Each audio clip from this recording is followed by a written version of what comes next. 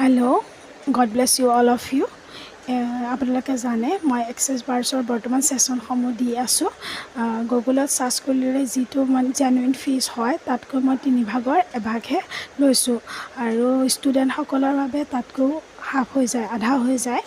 আৰু এইখিনিতে এটা কথা কওঁ, কিছুমান যদি আপোনালোকৰ চকুত আছে আৰ্থিকভাৱে বহুত দুৰ্বল, এসাঁজ খালে এসাঁজ খাবলৈ নাই, কিন্তু বহুত ৰোগগ্ৰস্ত হৈ আছে আৰু পইচাৰ অভাৱত তেওঁলোকে ভাল ট্ৰিটমেণ্ট কৰিব পৰা নাই, তেওঁলোকক যদি আপোনালোকে যোগাযোগৰ সুবিধা কৰি দিয়ে, মই তেওঁলোকৰ বাবে ফ্ৰী ছেশ্যন ৰাখিছোঁ। কিয়নো মানৱ সেৱা উৎকৃষ্ট ধৰ্ম হয় মানুহৰ, আৰু মই সকলোকে ফ্ৰী ছেশ্যন এইকাৰণে দিব নোৱাৰোঁ।